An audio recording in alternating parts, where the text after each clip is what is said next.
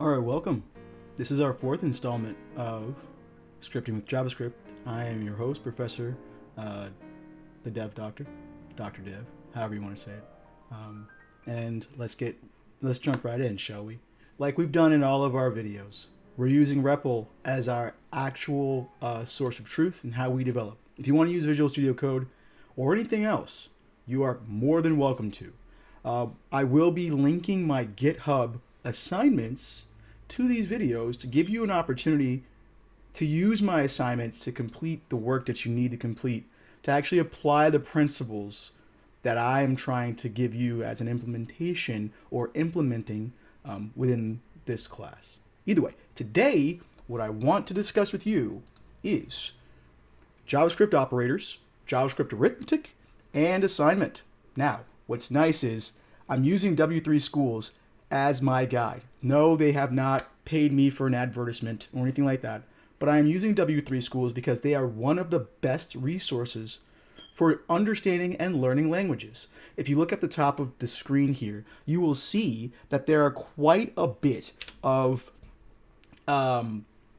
languages that are available to you. I've already plugged Code Academy. They didn't have to pay me. I mean, if they do, I would welcome that. But they didn't have to pay me for an advertisement, and neither does W3 Schools, though I do welcome it, and they can call me at any given time. But I am using their tutorials and their guide as a guidepost for our assignments. So today we'll be going over operators, arithmetic, and assignments. So let's start with operators, shall we? Let's go back over to our code. Now I do have a bit of a area here that I've already built out using Bootstrap. I do like Bootstrap because it makes life a lot easier when you're developing. So in a lot of my assignments or my modules that I build out and put into my GitHub, what you will find is that in that Git, there are a lot of incomplete websites or incomplete web pages. And it's up to you to fill out the script.js. This is one of them. So if we go to script.js, you'll see that I actually have a couple of methods in my script.js. Let's talk about what they do. So document.getElementById is something that I've used in the previous courses that I've taught or previous installments of this playlist. Now what getElementById does is it actually retrieves the element in question that we want from the document based on the ID of that element. There's something important about IDs and elements in HTML. What you will find, and what I will express very strongly and vehemently to you, is that if you want to define an element, so when I say the word element, I actually mean a tag. So input is a tag, and li or list item is a tag, ul stands for unordered list, div stands for divider or division, or even box if you want to go that far, p stands for paragraph, h stands for header. Header 3 is the size of the actual header, and as you can see, if I change this to an h2, it actually would make the workspace header larger. You can see it didn't look like doesn't look like it became larger, and that's because I have Bootstrap on the back end controlling the size. But if I didn't have Bootstrap, it would have gotten larger, but it didn't. Well, it did actually. I saw it change in size ever so slightly. There's also h1, which is the largest, and whatnot. Either way, long story short, in your tags, in your element, you can define many different attributes. ID is one of the attributes that you can define in your HTML element. Now, when I say HTML element, I literally mean all of them have an ID associated with them. If you don't define an ID, a default ID is given by the DOM, by the document object model, one that you and I won't know. So if you want to be able to call an element and modify it in some way, this is what we call DOM manipulation or document object model manipulation. It's very important that you do one of two things. You either quantify, right? You annotate, you characterize the element using an ID, and I want to express and stress very strongly that if you use IDs, it is very important that you never use that ID again in that same page. And the reason why is because IDs need to be unique. Just like in databases, just like in any other computer science way of doing work, we want to make sure our IDs are specific and unique. If you name two elements the same ID, you are going to enforce a specific way of pulling both of those elements. And what you're going to get is an HTML collection. Now, I'm not going to go deep into what that means. Just understand that when I use document.getElementById, I only want one element. There's another method called document.getElementByClassName. That method, which is a built-in JavaScript method, will query the document for all elements that have that class. Now, what is a class? Let's look at some of the elements like H3. This H3 has two classes. Now, for those of you who understand the way Bootstrap works, you will know that FW-bold is Bootstrap's way of applying a CSS style to this element. FW-bold basically states that when I use that class, Bootstrap will then apply the bold property or the bold value in the font weight property to workspace. Now, if I look in the backend really quick and I show you what I'm referring to, hopefully I have the ability to do this. I don't think I can. But if I figured this out in a, well, actually, no, I can't do this right now. But what I want to do is I want to do this. Here we go. So if I went into the page itself and then I said inspect, and then I looked at the actual developer guide here, what I can do is I can look at each and every piece, and it shows me on the right what's going on. Now, if you notice here, FW-bold is part of the utilities SCSS file in my Bootstrap that I'm consuming from the Bootstrap CDN. Now, what's nice about this is I don't have to define whether or not I want a font weight, because the font weight is clearly defined in the class. If I didn't use the class, I would have to write style font weight is 700, or I would have to define a class in my backend JavaScript, which, for all intents and purposes, is not fun. So, with that being said, I'm just doing this so I can right size myself. There we go. All right, we're back in action. So, this class, FW-bold, means something. Now, if I had a bunch of elements like FW-bold and I wanted to do something with them, what I could do is I can actually query the document for all of the elements that contain or have the class name FW-bold. And it will give me what's called an HTML collection. Now, the problem with an HTML collection, and we'll talk about this later on in the class, is it's an array. And when I have an array of objects or an array of elements or array of anything, I need to look into that array to find the actual thing I want. That's a pain in the butt, especially if you're looking for something specific. Now, we're going to go over for eaches and filtering later, but right now what I want to go over is how we can query things in our DOM so you can get some of these assignments complete and you can start becoming a little dangerous using JavaScript. So if I go back to script.js, I have an ID here.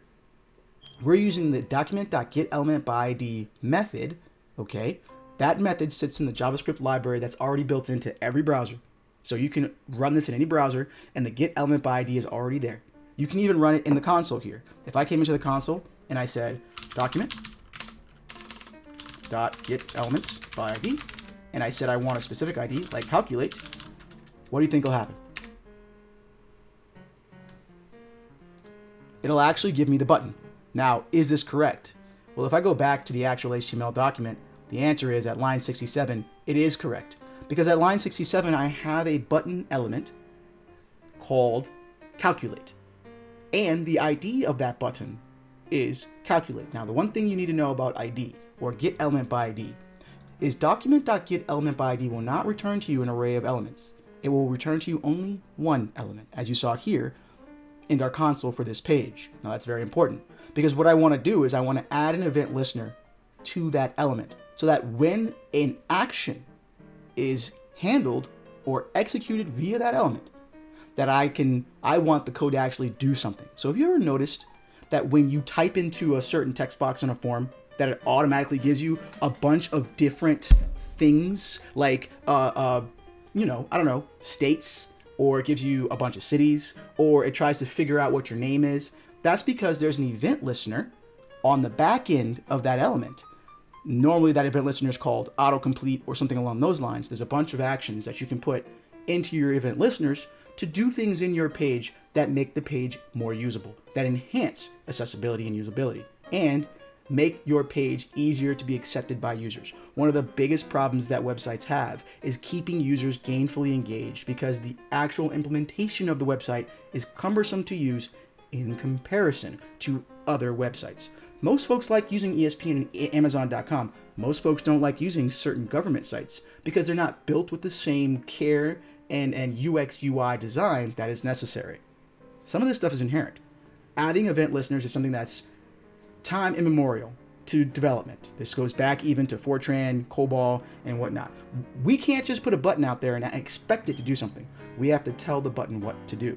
So in this case, what I said was, I want you to go out and get the button that has an ID called calculate, and then I want you to add an event listener to that button called click. Now there's two ways we can do this. We can either write what's called an anonymous function, which is what I'm doing right here, or I can write an actual function.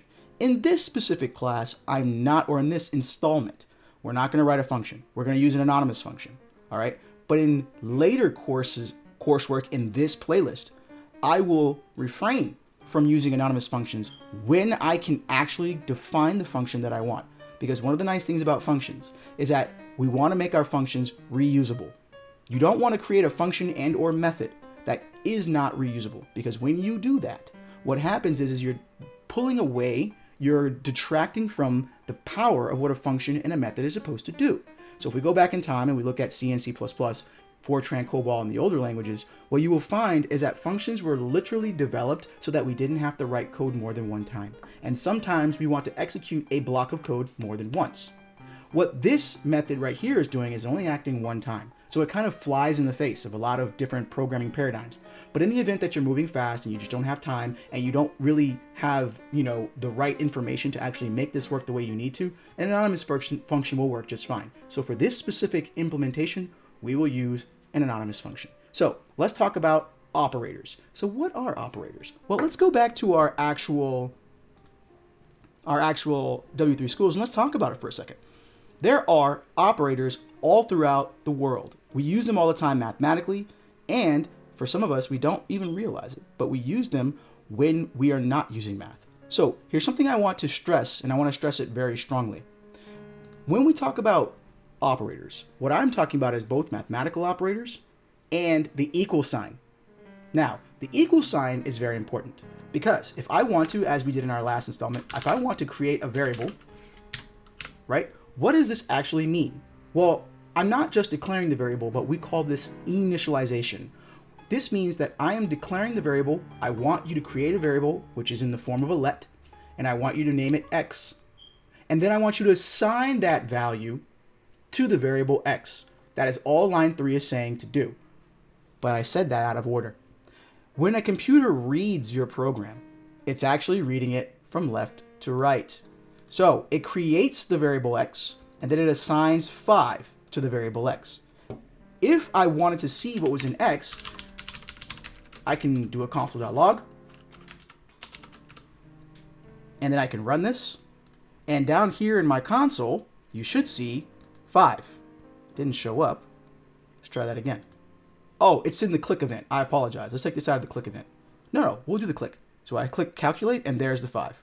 Okay, great. What if I wanted to determine the addition or subtraction of something? Well, that's just as easy as saying 5 minus whatever I want to subtract, right? 5 minus 1. And if I do 5 minus 1 down here in the actual console, I should get the number 4. That's very nice. Now, I want to give you an aside. Every time you make a JavaScript change, you need to refresh the page. If you don't refresh the page, your JavaScript change will not apply. JavaScript cannot be modified in the page after the fact without you going into the source files and doing some hokey pokey stuff. So my suggestion is every time you make a change to your script.js, get used to this. Control S. What's nice about Control S or Control and S or Control plus S, the save feature that is in almost every Windows machine, is that it also runs in Repl. So if I change this to say, 2, and I said Control S, which is what I just did, notice I didn't click run, it automatically ran it. Now if I run the calculate, it gives me the actual output because we're inside of the event listener. Now, let's do something else. Let's say I wanted to do mathematics on two different variables. Let y equals 6. How would I do that? Well, I can say let sum equals x plus y. Now, why would I do that? Well, sometimes in my code, I don't know what the input's going to be. In this case, the case of this workspace, the actual input is going to come from the end user. So we will try to query that input, these are inputs, for a value. And then we'll calculate that input when we want the value. So as you can see, if I change this to sum and I control S or save, and then I calculate, I get the number 11. Now this works the same for subtraction, multiplication, and division. There's only one thing that I want to show you that actually will blow your mind. So if I did addition, it's plus, subtraction is minus, multiplication is an asterisk, and division is a forward slash, right? Well, okay, that's great. But there's one more mathematical operator that I need to define, and that's called a modulus. Now, what's modulus? Modulus looks like this. And I'm going to change this around so I can get the right answer. Modulus looks like this. Modulus basically means remainder of. I'm taking you back to 3rd grade, where you're doing division, and you just give the remainder of. Remember that? So now, I've saved it. If I do calculate, or if I run, and now if I say, this is modulus now, so I'm going to say mod, save. If I calculate this, I should get the number 1. Oh, sum is not defined. Oh, I didn't change it in 6. Let me change that to the... You notice that? I got rid of the variable sum, and so when I tried to run it at 6, it threw an error and said, hey, sum doesn't exist anymore. So I changed it. I changed the name, so I need to change it everywhere. This is one of the fallbacks or the downfalls of actually doing development in front-end code. So here we go. 1. Now, you might be asking, when in the world would I ever use modulus? You would use modulus when you want to know the days of the week. You would use modulus when you want to know the year, or the day of the year, if you want to know things like that. Modulus can tell you if a number is even or odd. Modulus is a wonderful tool. Now, remember what I said. 1 equal sign means assignment. I'm assigning the number 5 at line 3 to the variable x. 2 equal signs means equality. Equality means that I'm trying to determine if the left side of the equal sign equals the right. Okay? So 1 equal sign means assignment. 2 equal signs means equality. 3 equal signs means both. And that the data types match. And we're not going to talk about data types in this one because it's going to take too much time. But right now what I want to do is I want to pivot to the next piece of the puzzle here. And I want to talk about something that might give you some solace, help you develop a little faster. So if you want to kind of look at it, we're at minute 17 and a half for my Spanish speakers, 17 y media, whatever. And then when we look at this, you can see we have addition, subtraction, multiplication. If you are ES 2016 or higher, you can use double asterisk for exponents. And then remember I said modulus, that's remainder of. But these two are very important. Increment and decrement. So what do those mean? Let's go try them out, shall we? So if we go back and we look at this right here, and I said I want to increment, okay? Let's say I want to increment x by 1. I would say x plus plus. Now what will that do? What will my output be? Well, let's look at the console and find out. It's 5. Now, why did it stay 5? Well, normally when we do x plus plus or plus plus operator, it increments the actual value that's in that specific variable by 1 when necessary. Normally this happens in a loop. Now, there's another way we can do this without actually hurting our brains, and I want to make sure that I didn't miss anything. But if we go back and we look at assignment, you can see that there's a couple of other things here that we can use. Now, please don't get too confused. I would just want you to save this as a developer reference. These are shortcuts. These are shorthands that we can use to do specific addition or subtraction modifiers or mathematical modifiers. So here goes another one. If I wanted to add a number to x, but I wanted x to be added to that number. So let's say I wanted this. X equals x plus 5. Let's say I wanted that. Well, I don't have to write x equals x plus 5. I can write x plus equals 5. Now what this will do, and I'm going to say y here, and I'm going to put x down here. All right? Now I'm going to make sure I did this right, because right now it's giving me grief, and I don't know why. 1 second. You have to initialize it first. So I'm going to initialize it. All right? Let's erase all this. So I initialize the variable with a value, and now I say x plus y equals, and then we'll say 5. So what should happen? What should my output be? Can you guys get that in your minds before I actually do this? Well, it should be 10. Why? Because x plus equals 5 actually means x equals x plus 5. Now, you don't have to use shorthand right now, but just be familiar with it because it will really help you as you progress in your journey in learning JavaScript. Well, that's all I wanted to talk about today. I wanted to keep it short and sweet. In the next video, I'm going to talk about data types. But either way, as I say in all my videos, good luck, have fun, ciao.